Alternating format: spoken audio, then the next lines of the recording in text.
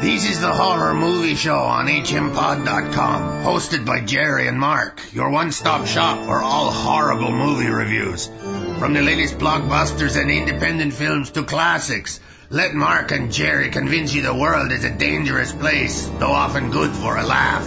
Now come and listen to the Horror Movie Show, if you dare. Hello there, folks. Jerry here. And Mark. Bringing you another episode of the Horror Movie Show on hmpod.com. And a big shout-out to all our loyal listeners like who? Gina. Okay, hi, Gina. Gina. Yeah. Let's see. That's it, huh? And, of course, our Crypt family. Okay. Happy days to the Crypt family. Let's start off talking about nasal lavage. Whoa, okay. No, not really. Who?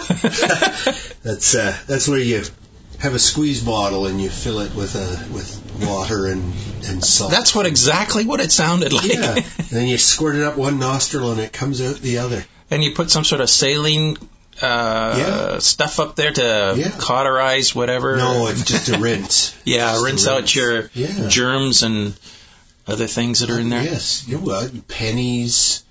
Pennies? Marbles. Yeah. Speaking of pennies, went to my nephew's birthday yesterday. Uh-oh. And my mom wants to give him some money for his birthday, right? Uh-huh. So, my mom... How old is he? He's, I think, around 16 now. Okay. So 15, 16, around there. Yeah. And she brings down money to put in the card, right? Uh-huh.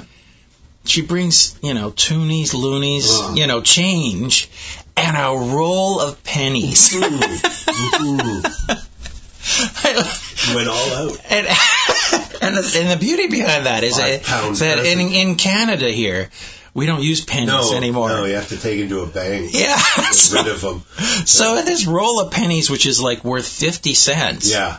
She wants to put in the car. Yeah. And I'm going, I don't think so, Mom. Wrap that up separately. It's a collector's item, a roll of pennies. Really, yeah. You can still clutch it as you beat someone to death with your fist. You put it in a sock and that's right. Yeah. Start wailing on somebody. Makes a hell of a cosh. And if the sock breaks and the pennies go all over the place, you're not missing much. You haven't lost much. Yeah, right. It's less than $1. Yeah.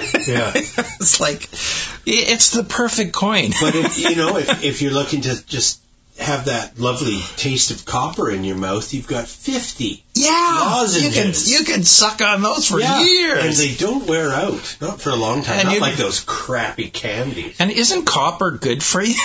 Oh, yeah. You want as much as possible. That's right. It's like lead. Yeah, exactly. And if you get hit by electricity, you're such a good conduit. Yeah. There's, I think all the metals are poisonous in abundance. Like too much iron. Of course not. Too much silver will turn you blue. You ever seen someone who explains Avatar? Yeah, really. My father-in-law Stuart, he likes to tout the benefits of colloidal silver. Uh-huh. But there's a guy well known online who took too much colloidal silver. You just drink it. Yeah. You make it with electrolysis and a little strip of silver. There you go. Supposedly goes into the water, but if you drink too much of this stuff, it will turn your skin blue. Which is great. Really odd looking. I had people in the apartment building I lived in, a real rundown rat hole of a building, and this one guy got zinc poisoning from the pipes, galvanized pipes flaking off, and it's just like lead poisoning, only it takes much longer before the symptoms show up. It's just as deadly, and it takes a long time to detoxify. Wow, and you read on the labels of these things, zinc, Yeah. Well, okay. Well, it's funny because they don't mention the lead now. Yeah, that's right. In the product, and if it comes from China, be careful. Well, if you're looking at fish these days, they should say mercury. How much percentage? Right. I want to know. Yeah. How much mercury is in this fish? You want to make sure you get your full allotted daily allotment of mercury. Yeah. That's right. Because I know whenever you see these old films, not old films, but period pieces, And they're giving mercury to people for, medicine. Yeah. So they're going, oh. Yeah. When my grandpa was a young man, it was still the way that after panning for gold, the little flakes of gold could be cleaned and gathered up by pouring in a bit of mercury. Sure. And the gold sticks to the mercury, and then you boil the mercury away. So you're sitting around your campfire breathing the mercury, which is extremely dangerous. All right, well, speaking of extremely dangerous, folks, our first movie is the disaster movie to end disaster movies, at least for California. San Andreas, 2015 movie directed by Brad Payton, written by Carlton Cuse. That name familiar to me from Lost. He was one of the writers and producers of Lost. Oh. It stars Dwayne "The Rock" Johnson. Yay! As Ray. Man's man, boy. Heroic character. Carla Gugino as his ex-wife Emma. A woman's woman. I always had a crush on her. Alexandra Daddario as Blake, their daughter. Alexandra Daddario will show up in another movie we will hopefully talk about today, Burying the Ex. She's one of my current crushes. Is she? She's got those startlingly bright blue eyes. Uh-huh. And a body that would make the Pope go, say what? She's a fabulous lady. He's a liberal kind of Pope. Yeah, he is. We don't know that he's gay, so he may really fancy her. So, who else is in it? Ian Griffith, the Welsh actor, plays Daniel Riddick. Hey, anybody with the name Riddick? Riddick, yeah. you got a suspect. Paul Giamatti is in it as Lawrence. He's the earthquake expert. He plays it very straightforward. He does. He's not in it enough because I always like Paul Giamatti. Yeah, he's always good. He is. But Kylie Minogue, the Australian pop sensation, she's in it. Did you recognize her? I don't know who that is. She was a big pop star. Anyway, awful. I remember when when my son mentioned that something about Adele, and I went, who? Right. And they both. My ex and him went, what? You don't know who Adele is? You are so out of it, Mark. I know who Adele is. Now that I know who she is, not a fan. No. Oh, hell no. So, I don't care. I'm glad I didn't know who she was. Kylie Minogue was very, very big in the, does it go back to the 80s? Certainly the 90s. Australian singer, dancer, whatever. And, a lot of sexy videos from her. She's one of these model thin women. Anyway, in this movie, just to tell you who she was, she plays Daniel Riddick's sister, who winds up running out the open door. That side of the building has already vanished. Yes. So, that was fun. That was fun. Yeah. She's the snobby blonde. So, San Andreas, the idea being that the San Andreas fault is bigger and more dangerous than anybody understands or can. And goes all the way to the Hoover Dam. Oh, it's huge. It's just essentially cutting the whole West Coast in half. Luckily for us here in Vancouver and also San Francisco, Seattle, the earthquake only affects Los Angeles and San Francisco. Yeah, Those are the only two cities we see smashed to pieces. And a lovely, lovely, beautiful special effects. Yes. You can't ask for better special effects than this. Great disaster movie, but what an awful movie it is. It is so ridiculous. It just gets worse and worse and worse to the point where there's a tsunami coming. And it's like one thing after another. Oh, yes. And then finally the tsunami arrives, and they're heading out to sea because they want to beat the tsunami before it crests. Yeah. And they're just about at the top, and all of a sudden this huge freighter with all these containers on it appear right above them. Yes. And at that point I went, okay. So The Rock plays... And he's father. called The Rock. he plays the leader of an elite helicopter rescue force, and that comes into play at the beginning when we see what a hero he is and how he is an expert helicopter pilot and a hell of a daredevil. Yeah, daredevil. Yeah, definitely. But the majority of the movie, he somehow or other manages to steal his helicopter. Yes. And then he's just like doing what he wants. For personal gain, you know. It's like, I'm going to go rescue my wife, you know, and nobody says no because nobody's around. Yeah. And instead of like rescuing important people, he's just off. He starts off in L.A. and his wife is in L.A. and his daughter's in San Francisco with his his separated wife's new boyfriend. Yeah, the fiancé. And he's a multi-zillionaire. The boyfriend. Yeah, and he's just putting together a new building in San Francisco, and that's where they're at when the earthquake strike. So The Rock just decides, okay, I'm going to go rescue my wife in L.A., and then he finds out where his daughter is. Yeah. Let's go rescue her in San Francisco. And it's their journey. Yeah. The movie is their journey all the way through all these different places. And they get stranded. It's like planes, trains, and automobiles. Yeah, exactly. It's like everything crashes at some point. Yeah. And when he's in L.A., and Los Angeles doesn't have a huge downtown area, but all the buildings are trying to kill him specifically. They fall in his direction each time, and instead of just like taking his helicopter and going straight up, he has to dodge around them. Yeah, he's winding through them. Yes, it's just so silly. But well done. Yeah, I loved the look of it, and it was so silly that I couldn't get too mad. No, I enjoyed it in the same way that when you have a bad tooth, you enjoyed like.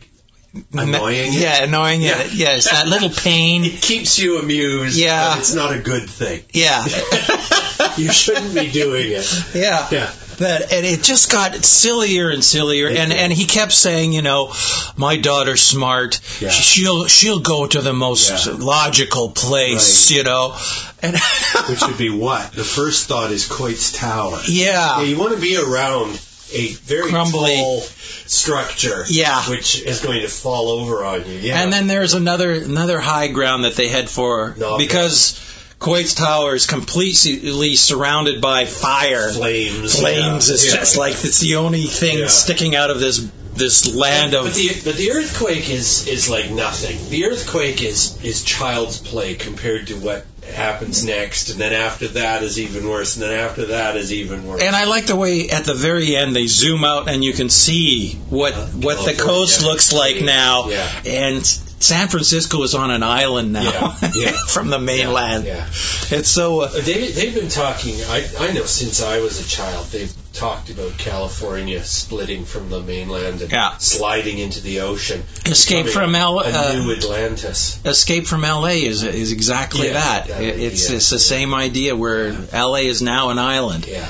I don't know that the tectonic plates would quite work that way. It's just so bad. So bad. And the way they overcome everything that's thrown against them, and you know, it would have been so easy to get killed every single step of the way. Yeah. And they survive everything, and it's man. I mean, I'd love one day to be insane and rich enough to make a movie like this, and it begins, and he's just about to rescue his wife, and she falls off the building, and he crashes. And then for the next hour and a half, it's just the camera looking at the smoking wreckage. Which is essentially where this movie should have ended, right at the beginning. But you hear on the smashed helicopter's radio, you know, where the hell's our helicopter? We gotta rescue the governor. Where the hell are you stupid ass? But a fun ride. They can make. Actually, they could make a ride. They probably will. At Universal, you know. Warner Brothers, I think. Yeah. The thing about disaster movies is the essentials. The effects are better, but the essentials haven't changed. They haven't changed from the days when D.W. Griffith parted the Red Sea back in the silent era. Yeah, but older disaster movies like the Poseidon Adventure, at least you got to know some of the characters, and there was character development, and people were sacrificing themselves. This one was like a joyride. Yeah. It was like just a joyride through Armageddon. Yeah. It's a lot of this. The Rock gets to do a lot of this acting. Hold on. Good advice, Rock. Where's our daughter? Hold on. And the cell phone network works just enough so that they can go, oh yeah, we got to rescue our daughter. No, they went on a landline at that point. Yeah, they found an old landline to phone his dad with. Yeah. Because all the cell towers were gone. Yeah. Yes. Well, it was fun. It was fun. We just here in the Greater Vancouver area, we just went through a little bit of a tour. So we had a windstorm. 90 km/h winds, and there were parts of Vancouver that, to right now, 3-4 days later, still don't have electricity power up and running. We were lucky; we got our power back the same day. We didn't lose power at all here. Yeah, no. Here. The Splutz building held fast. Absolutely. Whereas, I was cat sitting, and I went out into Vancouver, and no electricity when I got there. It was out around from noon till 7. Don't the cats hate you sitting on them? Yeah, they get used to it. It's a lousy way to move around. Come on, cats, that way. Meow. Okay, so enough of San Andreas and all its unintended hilarity. Yeah. It does have its saving graces, but I can't think of them now. Well, the acting wasn't bad. No, for what it is. Okay, on a brighter note, this is an excellent movie that hasn't quite been released yet, called The Boy, written and directed by Craig William Macneill. And I can't recommend this movie highly enough. Enough. Stars Jared Breeze as the boy. Ted Henley, supposed to be about 9 years old. David Morse plays John Henley, his father. And Rainn Wilson is the other name actor in this. He plays William Colby. Now, I think it's a little joke there. William Colby was, one of the... Well, he was a former CIA head, so it's a funny name to have saddled him with, because he's got his own secrets.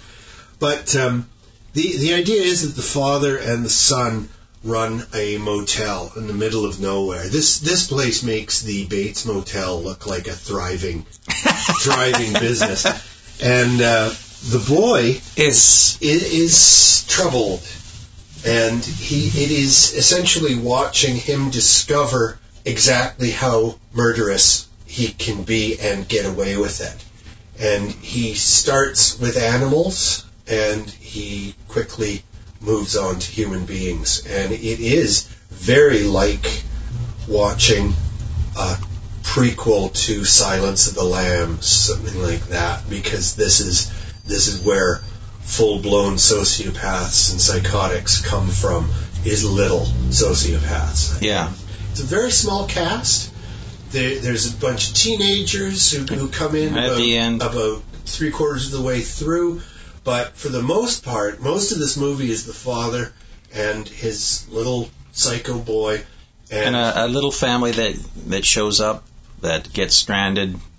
That's right. And that other, and one guy that hits the deer. And the Rainn Wilson character, who hits a deer that the boy has lured to the middle of this curve in the road with feed, like oats or something, and he's put the food out in the middle of the night, and because they know there's a deer in the area, and this poor traveler comes around the corner and hits the deer, and he's in bad shape. Yeah. Total scar. The dad's first thought is, well, let's not let the meat go to waste. So we see what drunken dads priorities are. Dad is a second generation owner of this motel, and he wants to give it to his son, but there's nothing to give. The bank has got hold of it, and they're not doing well, and it looks like he's going to lose that. Yeah.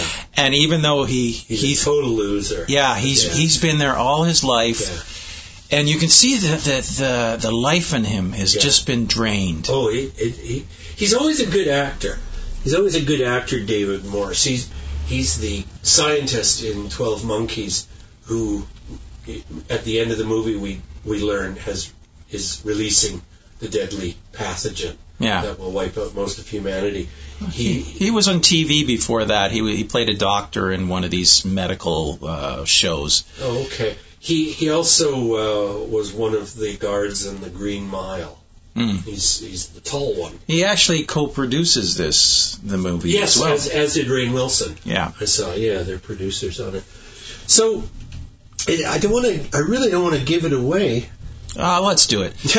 I'll give you my impression of this. Ted Henley, the little boy, does a fantastic job. That's the thing about this movie, is that from this little boy's, the way he acts in this movie, there is a lot being said with no dialogue. Yeah. It's just watching his face. Yeah.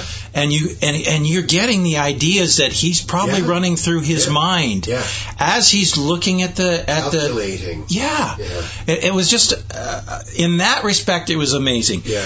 The problem I had with this movie, and it's not the movie's fault, is that I watched 3 movies in a row about psychotic kids, and this was the third one. I watched. And at this point, I was getting tired of psychotic kids. And I found this movie this movie is very slow pace. There's nothing. So? I don't think so. I thought it was slow pace.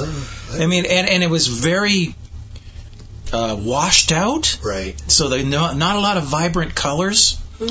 And I just felt, after watching 2 other movies that were much like this one, that I was tired out. But I could appreciate the acting. Well, luckily I watched it first. And I do think, not from fatigue, I just think this is the best of the 3 movies. Very, very accessible, but chilling. Just one of the scariest movies I've seen in a long time. Yeah. Because there's no monsters. No. He is the monster. Yeah. Nothing superstitious about this. And it's very systematic in how it plays itself out. The way it starts from the small stuff. Right. And graduates. The only criticism I have of this movie is that it kind of like wrapped itself up too neatly. You think so? Yeah. Especially with the... Ready for a sequel. Especially who gets, blamed. Once the boy's a teenager, we're all in trouble. Yeah, especially what happens after the big ending. Right. I just felt it wrapped itself up too neatly. Sure. Okay, yeah, I bought it. I thought it was quite believable, beginning to end, and I wholeheartedly recommend it. Now, as Mark said, we picked 3 movies, all of which center on psychotic kids. Now, the second movie, in no particular order, is called Mikey.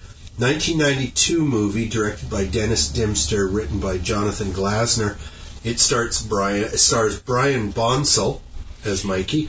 Brian Bonsall is probably best known as Worf's son on Star Trek The Next Generation. Really? Yeah, you didn't recognize him? No. Yeah, that's him. Because he did a hell of a job in this movie. Yes. Yeah. He carries it. He is the Star Trek. Because he could be so sweet. Yeah. And then, bang, he's psychotic. Yeah. Well, his character in this is certainly more cartoonish than the character in The Boy. Yeah. The Boy is underplayed. Mikey is overplayed. Like he's having hilarious badinage with somebody before he kicks the radio into the hot tub and watches him. Oh yeah, he was just the way he would talk to people, and he puts in these little digs, and he's referring to things he's done. And he's videotaping himself killing people. Yeah, and watching it. Sitting on the floor watching it on his home TV. Yeah. And people will walk in and he said, "What are you watching?" "Oh, just some video." So he's a little boy, and at the beginning he's in the system, like his family. The family that he was adopted by has all been murdered. The little girl, his little adopted sister, his adoptive parents, all dead, and he blames some fuzzy-haired guy who ran out of the house when he came downstairs. And the cops go, "Yeah, okay, well, we'll just file that under who knows what the hell happened." And immediately, like, you get the idea, that week, he's adopted by the family that we follow, and they're in trouble, and at the end of it, once again, hey, free kid. First of all, older kids are tough to get adopted. Yes, sure. Okay, but this guy seems to be so charming that he gets adopted right away. Later. Second of all, it really got to me because it's like this is a 1992 movie, slightly before internet. Yes. So you can't really do research on a kid. So his past is really closed. But there's a teacher at his school, his 4th grade teacher, and she is talking and getting faxes from the police in his previous town. And she puts 2 and 2 together, and she solves the case. Yeah. In like looking at 2 pages of a fax. I don't know what's wrong with the cops, but they're useless. And then, what does she do? She decides to go and try and stop the killing herself with the principal of the school, rather than going to the police and saying, "Hey, look, A, B, C, see how it connects?" It was interesting how Mikey he's premeditating what he's going to do to these people. Yeah. And so he has everything set up so that they walk into the house and he steers them in the right direction and then whack. Yeah. Oh, it's well done.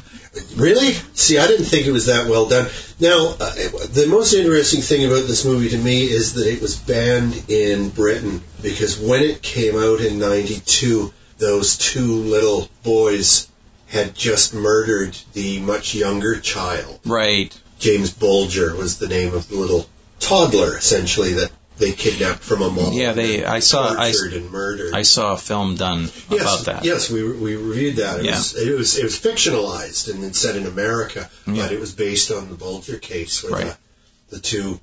I think they were like 10 years old, the 2 little boys, and they took him away to the railroad tracks and did unspeakable horrors to him. And it's kind of a silly reaction. It's not as if this bears any resemblance to the Bulger murder, other than it's a child doing it. But, they were feeling sensitive. And that happens all the time. It's like something will happen in real life, and then suddenly a movie gets delayed a couple of years because it hits the wrong chord, right?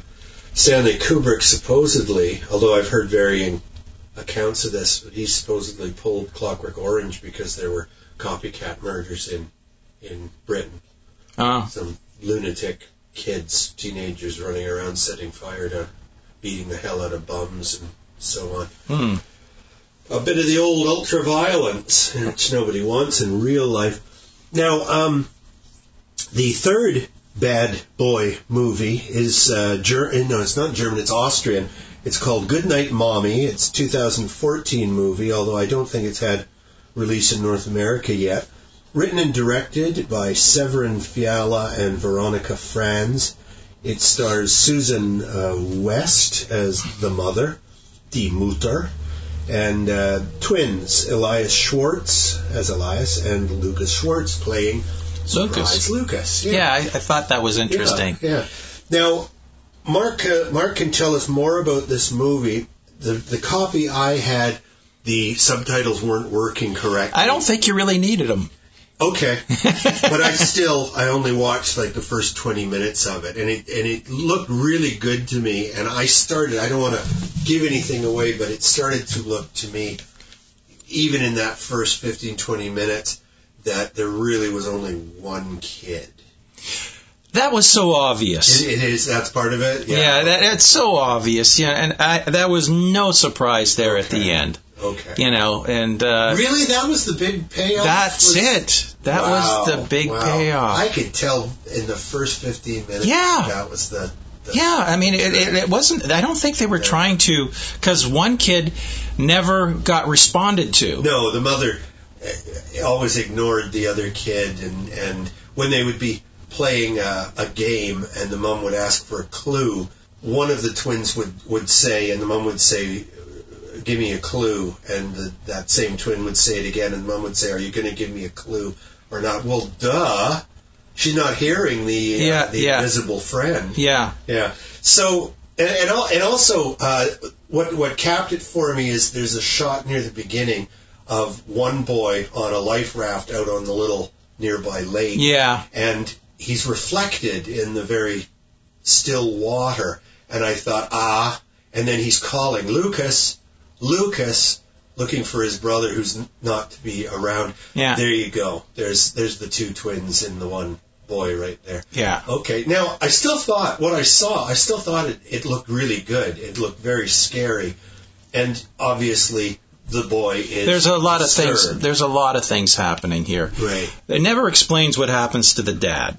Okay, right. The dad's just not in the picture. No, and the mom some kind of accident. I think she was just going to change her appearance. Well, yeah, that's it. Because she was coming a TV actor or something. She was coming home from the hospital, and she has bandages all over her face.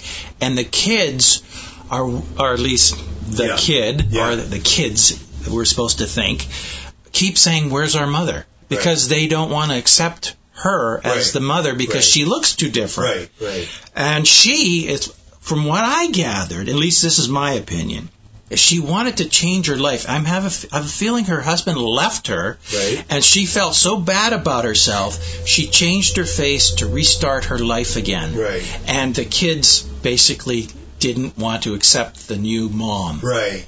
And it goes from there. Okay. They just would not listen to her. Right. Or he would not listen to her. Yeah. And he basically kept saying, "Where's our mother? Where's our mother?" Right. You know, so it's like very, very weird little movie. Mm-hmm. Again, very slow. Yes. Very black and white kind of thing. You know, no colors. All stark. Very, and that house is really modern inside. Yes. You know. Yeah. It doesn't look like a lived-in house. No, it looks like poured concrete. Yeah. Like it's not a comfy house, not at all. Yeah. Let's see. But that's reflective of the feeling that you get from the story, I think. Obviously, it's intentional. You know, it's cold, it's antiseptic. It seems very Germanic. Yeah. Say. The weird part about it is that at a certain point, the mother's trying to run away from the kid. Now, the kid is like this 45-pound weakling. He's a little boy. And she can't overpower him? Yeah, I know. I just kind of went, no. I'd say the exact same thing in Mikey. Yeah. You know, pick him up by the ankles and bash him against the wall. Yeah. A grown man does not have to take an arrow. Yeah. From a 9-year-old boy. Yeah. You just say, well, I mean, he puts an arrow right through the middle of the principal's belly, and that kills the principal right away. I think you'd live long enough to, go and bash the kid's brains out. But again, I just found it really weird because the mother had several opportunities to leave the house, and she didn't. No, she couldn't get out. No, I kind of got the idea that the mom has her own mental problem. That's why I said, she's trying to start her whole life. She's trying to change her the way she looks. I think that there was an abandonment thing happening there because she was not a happy person. I'll find a copy with proper subtitles, and maybe we'll mention it again. But I thought it looked good. It looked very stylish. There is something very, very stark about some of, not all, but some of the German, Austrian horror movies we've seen. There was that one based on the true story about the lunatic who kept the girl in the underground house bunker. Yeah. And there was also the angst, which is widely reviled, hated by a lot of people because it's so horrible. And there's no point to it. It's just about a lunatic who gets released from prison, and the first thing he does is start murdering again. Yeah. Raping and murdering. He just takes over a house, you know. And he's been planning it for the 15 years, and whatever it is, they've had him locked up. Yeah, and it all takes place in one day. Yeah, like a block from where he's released. He breaks in and starts killing. Yeah. Yeah. Well, anyway, we don't want to talk about angst, but I found that very funny. And, of course, it is a sick comedy, whereas this is not. Comedy. No, not at all. Okay. But like I said, you figured it out within the first 15 minutes. Yeah. I mean, I figured it out within the first 5 minutes. Right. And it's like, at the very end, that was the big tell. And I'm going, huh? Yeah. That was what you're going to come up with at the end? Yeah. Isn't that funny? Okay, well, we got a little movie now called A Plague So Pleasant. Now, it's copyright 2013, but I believe it's just getting a release now. We were alerted to it by one of the independent distributors who asked us to take a look. And let's see, directed by Benjamin Robards and Jordan Rees, stars David Chandler as Clay Marshall, Eva Benke as his sister Mia, and Maxwell Moody as Clay's friend, his peculiar friend Todd. Now, this is a zombie movie unlike any zombie movie I've ever seen before. And it is, I think, first and foremost, a comedy. You think so? It's a black comedy, yeah. It's not a ha-ha black comedy. No. Black comedies. Okay. Black comedies don't make you laugh from the belly. They make you go ha ha ha ha. Like Woody Woodpecker laugh when he's just been hit with a frying pan. It's stylized in that. It starts off in black and white. Well, it changes between black and white and color. Yeah. To get different effects. But the main character narrates it at the beginning, and the idea is that there's your typical, and we all know what they're like now, a typical zombie outbreak, and there was great violence and shooting the zombies in the head and the zombies attacking people, and then it was discovered that the zombies are only violent if you show violence to them. So everybody is being cool with each other now, and the zombies are allowed to just roam where they want. So the guy's front yard of his house is covered in wandering zombies. And you just kind of push them aside. And they prefer raw oats to brains. Mm-hmm. Given their druthers. They will eat brains if they're angry, but just don't make them angry. Yeah. So that's the silly premise of this, and there has to be a difference compared to the rest of the zombie stories. But his sister... So it centers on a guy, his sister, and his and Clay's roommate, Todd. His roommate, yeah, his buddy Todd. And it starts off with the roommate and Todd, and they're talking, and he says, "Well, I'm thinking about asking your sister out." Right. And because there's not many people in the world anyway. Yeah, and his roommate has this way of talking that is very weird, really peculiar guy. But like I say, there's way more zombies than there are regular humans. So you take what you can get. Yeah, it's against the law to kill a zombie. Yes, because and even though there are some reservations for zombies, there are some free-range zombies running around. Roaming zombies. So Todd decides that he was going to go to his sister and say, "Hey, no, Clay is the guy with the sister." Okay. Todd says, "I want to ask your sister." Yeah. So the brother, instead of saying, "Ooh, you're too weird," he says, "Good idea. I'm all for it." Todd, the roommate, goes off, talks to the sister, comes back, reports to Clay, "Your sister doesn't want to go out with me." Clay takes his sister to see one of the zombies, Jerry. Ex-boyfriend. Not an ex-boyfriend. Her previously living boyfriend, who she still is going out with in her mind, even though he's a dribbling zombie. Yeah. And he seems to have no notion that she's around whatsoever. Yet but she's kissing him and bringing him gifts. Yeah, a nice warm hat. Yeah. To keep him safe and warm.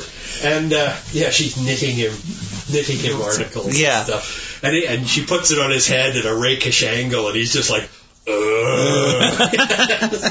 So Clay learns that his sister is essentially not going to get past this because the zombie is going to live forever. Yeah. And she's lost. Yeah. Right? She might as well be a zombie herself. And that's kind of the point. They're all zombies. Yes. They're all The Walking Dead. Yeah, and that's why the whole black and white portion of it is like everyone is in this cloud of death. Yeah. And nobody is really living. No.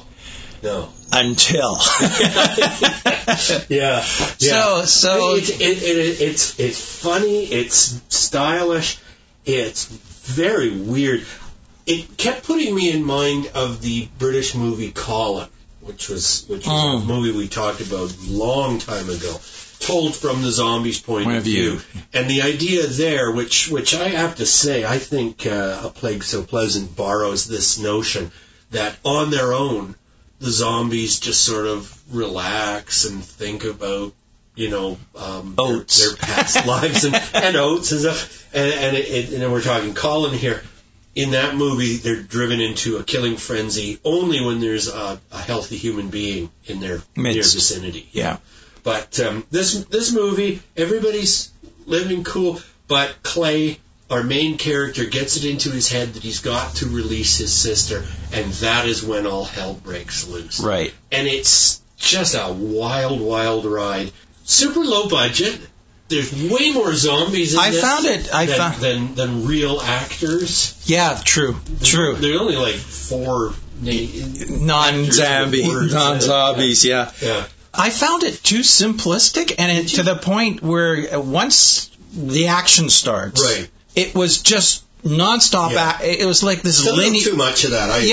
A linear thing of where this guy was running. Yeah, it's like a cheap version of all the battles we watch in Walking Dead. Yeah. All the time. Yeah, and it went on too long. It did. They wanted to stretch it out to a feature. It probably could have been a good hour. Yeah. Rather than an hour and 20 minutes. Yeah. Say, whatever it is. Yeah, that's my only complaint with the movie. Mm-hmm. Other than that, it was a good idea. And it carried out well, just a little too long. A little bit tedious at a certain point. The second act. Yeah. I agree. Now, next movie is much slicker. Big name actors in this one. It's called Air from 2015, directed by Christian Cantamesa, written by Cantamesa and Chris Passetto. It stars everybody's favorite from The Walking Dead, Norman Reedus, he plays Bauer, and Jimon Hounsou plays Cartwright. Might know him. He's an African actor, and he's in a lot of things. He's played a Bond villain. He's played heroes. He's played. He just shows up. Yeah, and he's always solid. He's a very, very good, solid actor. And then really the only other human actor in it is Sandrine Holt. And she's essentially playing a ghost. Yep. Figment of Hounsou's imagination. Now, why does he have to look exactly like Daryl from Walking Dead? Yeah, I know. I'm going, come on, to the point where it's the same person. Yeah. They don't even have a shower. Come on, Norman. I want to wash now again. Basically, they're playing engineers. Yes, they are. They're maintenance crew. There's been Armageddon again, and the higher echelon has socked away all these people in pods all over the place. Yes. They're all separate from one another. They're in underground bunkers, essentially missile silos. Yeah, and what they're doing is they're waiting for the air to clean out so that people can go back to the surface. The air is extremely poisonous. It will kill you. So they're in a suspended animation, and every 6 months, these 2 engineers in each of the pods, whatever that were the bunkers, are thawed out, and they do maintenance. Yes. And they have 2 hours to do it. Yeah. And then they're supposed to go back into hibernation again. Yeah. And Norman Reedus wants to get through his work as quickly as possible so that he can go into the bathroom and masturbate. Yeah. That's how he wants to spend the majority of his 2 hours every 6 months. But unfortunately... They joke about it, but it's true. That's what he's doing.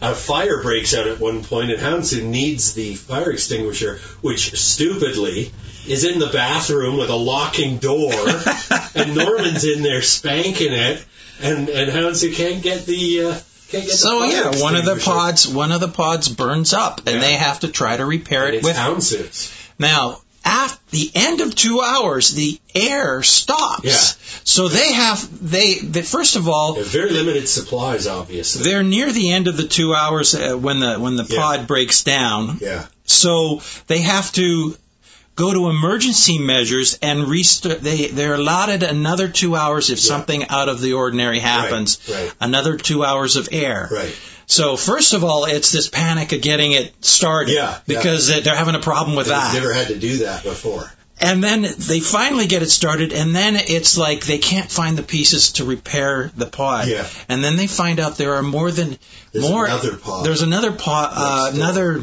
storage area next to them. Yeah. So they have to break into that storage area to try to get the parts to fix it. And then there's this whole thing about betrayal. The suffocating aspect. When they break the seal to go into the other storage area that they've never had to use before, there's clocks everywhere showing them how much air they have left, and suddenly the clock goes tick, tick, tick, and it's down another half an hour. Yeah. Oh, hell. Because there wasn't any air in the other side. Chamber, yeah. Oh, jeez. And then there's this whole thing. There was only one thing I didn't understand, and that's why the Norman Reedus character thought that the other guy was trying to kill him when the other guy rescued him. Mm-hmm. I didn't understand why he thought he was trying to kill him. Because then the other guy, Houndstooth, could take his pod. Right? These are both guys. No. These are both guys who are not operating with full decks. Houndstooth is actively having a love affair with a woman who's frozen. Yeah. But he's seeing her and she's talking sweet nothings to him. Norman, meanwhile, is relieving that aspect of his life in the bathroom with a dirty magazine. Right? But Norman's not thinking 100% clearly either. He's paranoid. He's not trusting his partner.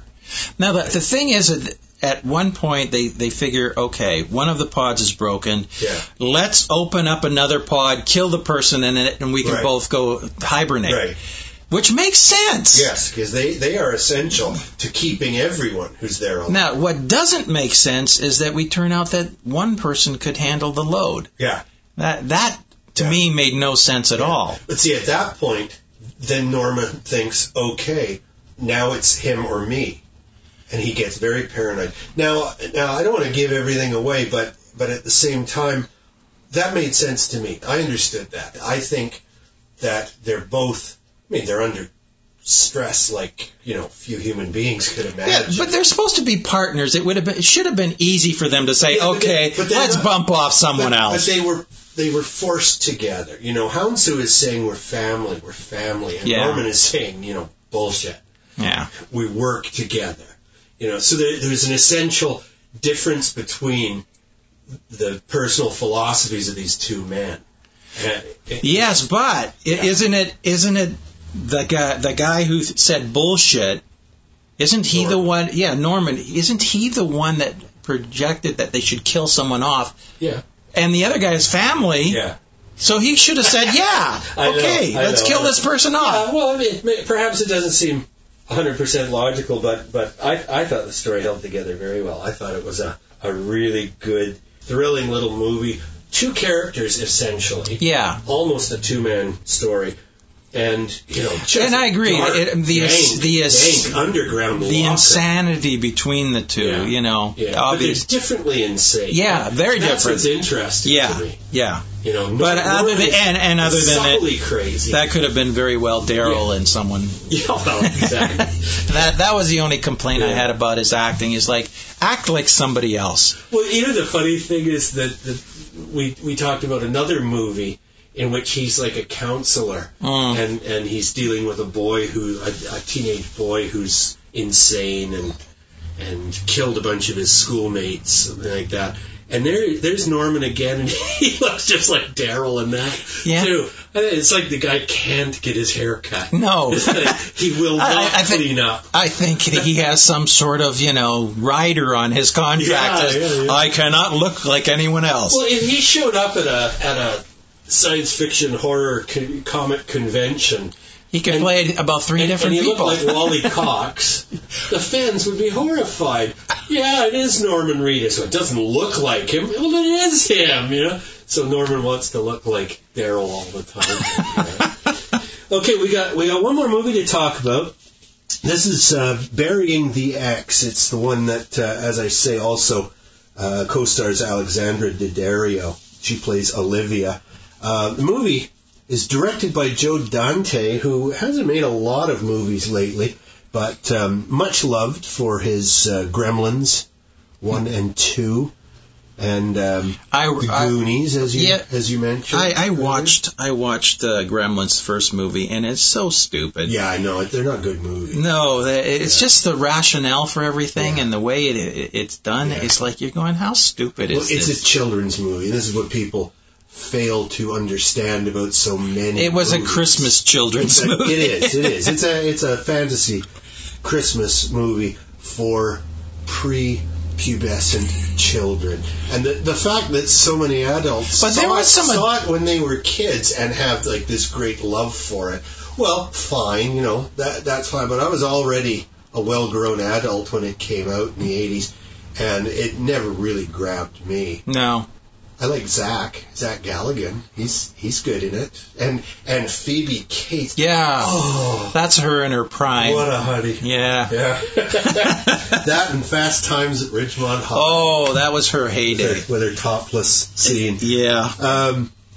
Judge Reinhold. In slow motion, too. Yeah, absolutely, yeah. So this movie, written by Alex Treza, stars Anton Yelchin as Max, Ashley Greene as his girlfriend Evelyn, Alexandra Daddario as Olivia, who becomes his second girlfriend. Oliver Cooper plays Travis, and I just wanted to mention Dick Miller. He plays the grumpy cop. You might remember Dick Miller. He's the gun shop owner in the original Terminator movie. Oh, is he? Yeah. The Terminator comes in and he's trying to order future weapons and stuff. Hey, just what you see, buddy. He says, oh, really? You're going to take them all? Well, I'm going to close up early today. You know, and then he gets blasted with a shotgun. But good old Dick Miller, one of those guys that you recognize and you don't know his name. And, of course, what a blank sort of name Dick Miller is. But he's very good in this. And he is looking his age. He's well into his 70s, I guess. But he's been around forever. Anton Yelchin? Yes. He's better known as Chekhov in the new Star Trek movies. The rebooted Star Treks, yeah. Yeah. And he doesn't have an accent. He was also in the second-to-last Terminator movie, the one set in the future. Okay. With Christian Bale as John Carpenter. John Carpenter, I like that. Oh, John. Yeah, no, wait. John Connor. Connor. There you go. John Carpenter. Yeah. I want to make a big movie. Okay, so now the idea of Burying the Ex is Anton, playing Max, his girlfriend, Ashley Greene, is a pain in the ass. She's a gorgeous, very sexy, and loving, but extremely annoying and obnoxious super vegan. Yeah. And she is just making him into the biggest wuss on the planet. And his buddy, Travis, played by Oliver Cooper, his half-brother, in fact, he's always needling Max, what do where does she keep your testicles anyway, in her purse? And everybody's got a really good rapport in this movie. I like the fact that the Ashley Greene character hates the Travis character. Travis does stuff like right at the beginning of the movie. Our hero wakes up, staggers out to his living room, and here's his half-brother with not one but two half-naked women. He's just had his first threesome, and Max is just trying to get the three of them out before his girlfriend finds out. And, of course, there she is. Yeah. And all hell breaks loose. So the idea is he works at a Halloween shop, like a horror shop. Yeah. And one day, in a delivery, unbidden, comes this little devil thing, and it says if you make a wish on it, the dark side will grant your satanic desires. So in the shop, him and his girlfriend are getting all lovey-dovey, and they promise each other that they'll be together forever, and the little devil smokes a little bit. little sparkles and smoke. And the next thing you know, he wants to break up with her, which is kind of sudden, but there you go. He meets another girl. Yes, he meets Alexandra Daddario, and I'd probably not just about anybody for her. and on the way to break up with his girlfriend, she's hit by a bus. She's buried. She's dead. But of course, this wish keeps them together. Comes back, and she's perfectly content with being a stinking, rotten, slime-producing, rotten-toothed zombie. Yeah. Who gets just more and more horrible as time goes. As time goes by, as the weeks go by, she's rotting.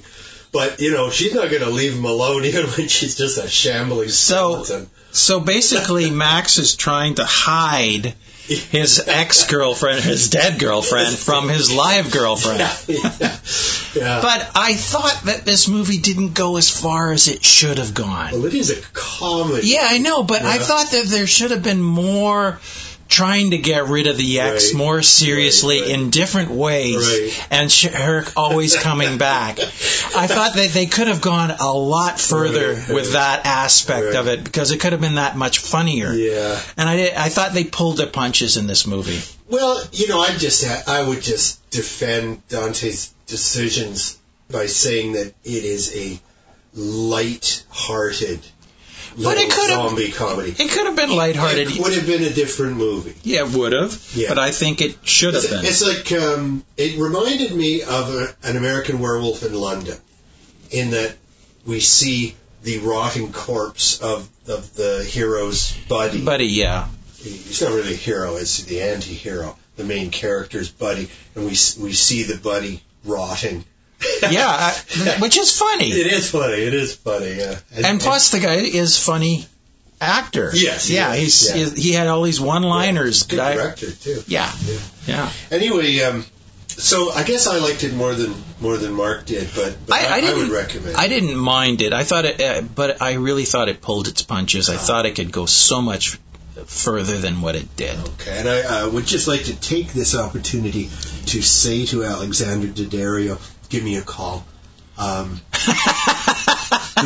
tell my wife, but she can be got rid of. Yeah. I'm telling. Yeah, no, just so long as if she brings a friend along, okay. Yeah, zombie friend. All right, so very quickly, San Andreas. Laugh. Watch it to laugh at. Yeah. It's very, very bad, silly movie, but the effects are entertaining. Yeah. And it's so bad, it's funny. Yeah. It is one of those. Of the three bad boy movies, my favorite was The Boy. I'm kind of getting the idea that your favorite was Mikey. No, not really. No? I just thought the little boy did a great job. In the first one, The Boy. No. Oh, and in Mikey. Okay. The boy as well, he did a great job. Yeah. But in Mikey, I appreciated the acting of the sweet kid turning into the psycho. Brian Bonsall. He did a really good job doing that. It's not a great movie. No. But it's... Made me think it's like a TV movie. Almost. There's a little bit but it's an old movie, so... cussing. Yeah. Yeah, 92. The Boy is new. Goodnight, Mommy is a fairly new movie out of Austria, and... It was good, well acted, but the payoff isn't as much as I hoped. Yeah, it was just too obvious. Right. The payoff was just too obvious. Yeah. And the fact that this grown woman couldn't overpower this little kid. A little child, yeah. A Plague So Pleasant, small movie, but I would recommend it. I thought for something different, it was very entertaining. Yeah.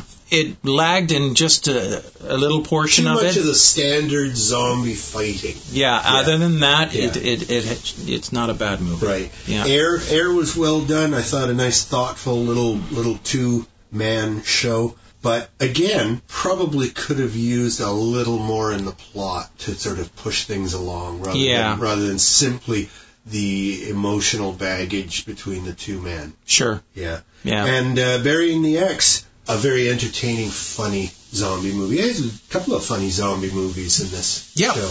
Yeah. I just thought it could go a little further than it did. Right.